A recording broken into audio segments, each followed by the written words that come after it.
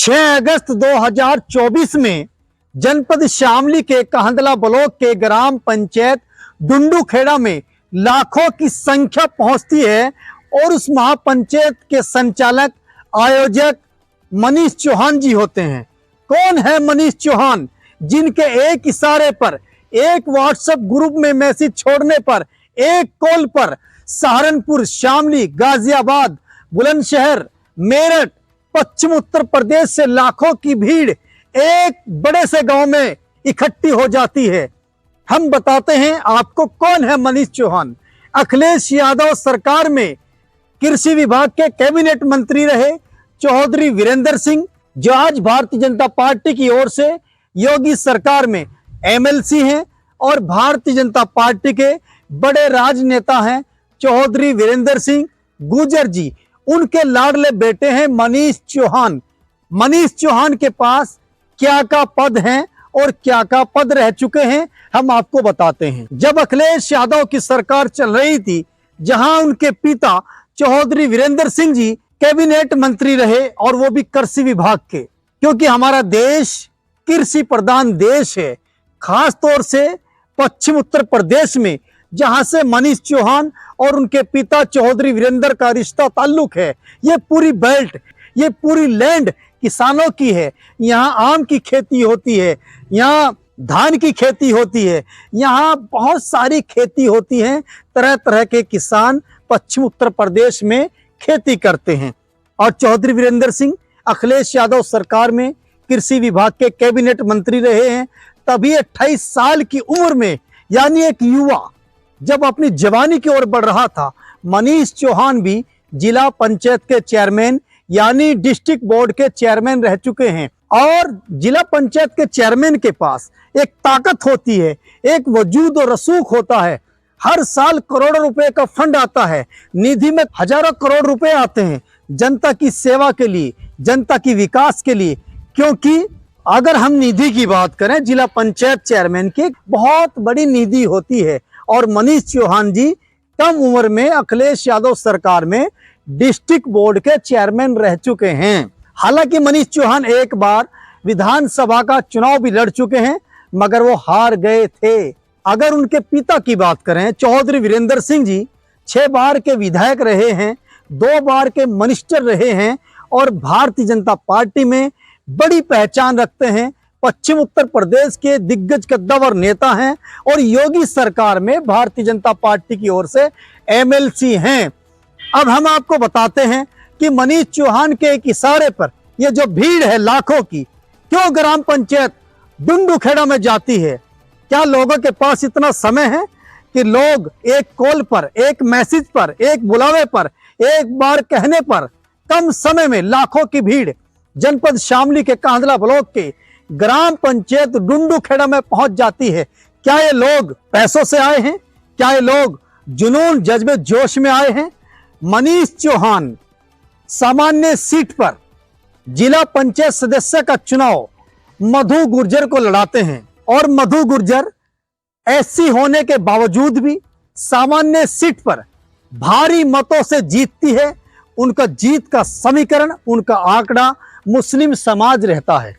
मधु गुर्जर जिस सीट पर जिला पंचायत का चुनाव लड़ती हैं, उस सीट पर बड़ी संख्या में मुस्लिम समाज की वोट होती है और वह चौधरी वीरेंद्र के सम्मान में मनीष चौहान की कार्यशैली को देखते हुए मधु गुर्जर को बड़ी संख्या में वोट देकर उनको कामयाब बनाती है। फिर जनपद शामली, जो पश्चिम उत्तर प्रदेश का एक छोटा जनपद है, जिला पंचायत की चेयरमैन यहाँ एससी सीट में आ जाती है।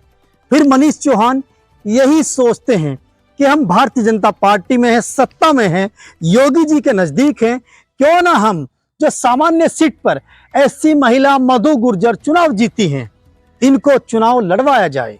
जनपद शामली में 19 जिला पंचायत के सदस्य बनते हैं और बड़ी संख्या में भारतीय जनता पार्टी के सदस्य यहां से जीते थे। और मनीष चौहान और उनके पिताजी ने काफी मेहनत करके जिला पंचायत सदस्यों पर उनको एकजुट किया और एकजुट करने के बावजूद अपना बोर्ड तैयार कर दिया और जनपद शामली में मधु गुर्जर को डिस्ट्रिक्ट बोर्ड का चेयरमैन बना दिया। यानी चौधरी वीरेंद्र के बेटे मनीष चौहान डिस्ट्रिक्ट बोर्ड के चेयरमैन रह चुके हैं और अपने ग्रुप से मधु गुर्जर को भी डिस्ट्रिक्ट बोर्ड का चेयरमैन बना दिया और वर्तमान में 3 साल मुकम्मल हो चुके हैं जिला पंचायत चेयरमैन मधु गुर्जर जी के। मगर 2 महीने पहले यानी इलेक्शन 2024 में जैसे ही प्रदीप चौधरी कैराने से चुनाव हारते हैं, हारने के बाद प्रदीप चौधरी के कुछ कार्यकर्ता समर्थक चाहने वाले कहते हैं कि कैराना लोकसभा सीट में अगर प्रदीप जी का सबसे पहला विरोध हुआ, प्रदीप जी की सबसे बड़ी आलोचना हुई, वो कहंदला ब्लॉक के गांव जसाला से हुई, क्योंकि जसाला की धरती से वीरेंद्र सिंह और उनके बेटे मनीष चौहान का रिश्ता है, वो उनकी जन्मभूमि है, उनका घर जसाला में मौजूद है। क्योंकि मनीष चौहान भी इलेक्शन 2024 के चुनाव में पार्लियामेंट का टिकट मांग रहे थे, लगातार जनता के बीच में रहे, युवाओं की फौज मनीष चौहान के साथ रही और इसीलिए वो टिकट की मांग कर रहे थे कि हमारे पास बड़ी संख्या में वोट है। वो अपने हर सभा में कहते थे हमारे पास गुर्जर है, जाट है, मुस्लिम है, एससी समाज है। क्योंकि जब एससी समाज की उन्होंने डिस्ट्रिक्ट बोर्ड की चेयरमैन मधु गुर्जर जी को बनाया, फिर नेताओं के पास बहुत सारे समीकरण हो जाते हैं और वो जीत के दावे अपने आंकड़े आप अपने हिसाब से पेश करते हैं। मगर टिकट मनीष चौहान को नहीं हुआ। मौजूदा सांसद 3 बार के विधायक प्रदीप चौधरी को हुआ और होने के बावजूद प्रदीप चौधरी चुनाव हार गए। प्रदीप चौधरी के कार्यकर्ताओं ने यह आरोप लगाए और ये आलोचना वीरेंद्र सिंह मंत्री उनके बेटे मनीष चौहान की कि भाई इन्होंने इकरा हसन को सपोर्ट अंदर से किया है, जो इकरा हसन कैराना की लोकप्रिय सांसद है, युवा हैं, अभी अनमेरिड हैं, बेटी बहन हैं और इसी वजह से प्रदीप चौधरी मधु गुर्जर को लेकर जो डिस्ट्रिक्ट बोर्ड की चेयरमैन है और शामली सदर के विधायक प्रसन्न चौधरी सीएम योगी आदित्यनाथ महाराज से मिलते हैं और पूरी स्टोरी, पूरी कहानी, पूरी बातें सीएम योगी को बताते हैं। पूर्व सांसद प्रदीप चौधरी, शामली सदर के विधायक प्रसन्न चौधरी मधु गुर्जर को लेकर सीएम योगी आदित्यनाथ बाबा महाराज से मिलते हैं और पूरा समीकरण, पूरा आंकड़ा चुनाव का पेश करते हैं और पूरी स्टोरी जिला पंचायत की चेयरमैन को लेकर योगी बाबा के सामने पेश करती है। अब सीएम योगी ने प्रसन्न चौधरी विधायक जो आरएलडी के विधायक हैं, हालांकि आरएलडी का गठबंधन भारतीय जनता पार्टी से, भले ही 2027 में इनका गठबंधन टूट जाए, ये तो भविष्य की बात है।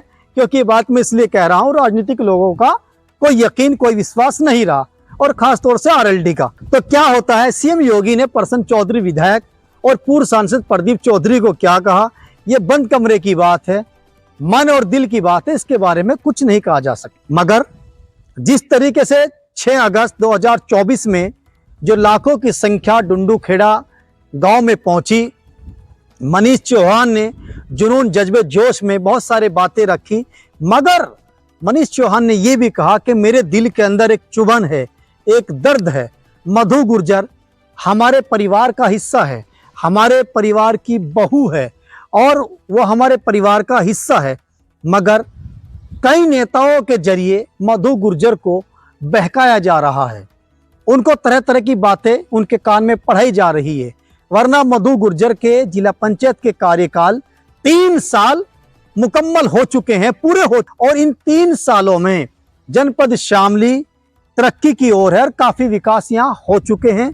जो जनता जिस कार्यों की, जिस विकास की डिमांड करती है, जिला पंचायत के द्वारा मनीष चौहान जी और उनके पिता चौधरी वीरेंद्र सिंह कराते हैं। मगर कुछ ये भी पंचायत के चलते चलते चर्चा होने लगी कि भाई मधु गुर्जर वापस आ रही है, इसलिए मनीष चौहान जी ज्यादा आलोचना नहीं कर रहे हैं। कुछ लोग कहने लगे सीएम योगी का टेलीफोन मधु गुर्जर डिस्ट्रिक्ट बोर्ड चेयरमैन पर आ चुका है कि मधु जी, मनीष चौहान ने और एमएलसी वीरेंद्र सिंह ने आपके 3 साल अच्छे से पूरे कराए हैं, आप 2 साल उसी घेर से, उसी ग्रुप से, उसी परिवार से, उसी किले से पूरा कराएं। इस तरीके की बहुत सारी वहां बातें होने लगी। कुल मिलाकर बात यह है, एक कॉल पर, एक फोन पर, एक बुलावे पर शामली के ब्लॉक और ग्राम पंचायत डंडूखेड़ा में लाखों की संख्या का इकट्ठा होना बहुत बड़ा कमाल है। इससे साबित होता है युवा नेता जिनका रिश्ता भारतीय जनता पार्टी से है, मनीष चौहान एक युवाओं की फौज का नेता है, एक ब्रांड है, आने वाला फ्यूचर है। लोगों ने ये भी कहा कि इलेक्शन 2027 में किसी भी दल से, किसी भी पार्टी से, चाहे निर्दलीय हो, मनीष चौहान विधायक बनेंगे। अब ये बात तो जनता तय करेगी और फ्यूचर तय करेगा कि इलेक्शन 2027 में क्या मनीष चौहान एमएलए बनना जा रहे हैं, या फिर प्रसन्न चौधरी को वार्निंग देने जा रहे हैं, या फिर आरएलडी और भाजपा का अगर इलेक्शन 2027 के चुनाव तक गठबंधन रहता है, गठजोड़ रहता है, क्या योगी बाबा भारतीय जनता पार्टी की ओर से यह सीट आरएलडी को देंगे, और या फिर योगी बाबा मनीष चौहान पर विश्वास करेंगे? क्योंकि मनीष चौहान का भी अपना एक कद है, एक वजूद और रसूख बनता जा रहा है। लाखों की संख्या में पश्चिम उत्तर प्रदेश के काफी जिलों से लोग डंडू खेड़ा में पहुंचे हैं। जिन लोगों को इस गांव का नाम याद तक नहीं था, लोग बैनर लेकर, पंपलेट लेकर, फ्लेक्स गाड़ियों पर लगाकर डंडू खेड़ा में पहुंचे हैं। अब आप ये बताइए, यह भीड़ मनीष की मोहब्बत, मनीष के बुलावे पर आई है, या फिर कोई और राजनीतिक प्री-प्लान आपको लगता है? और क्या मनीष चौहान पश्चिम यूपी में एक मजबूत पकड़ बना रहे हैं? क्या वह युवाओं के नेता हैं?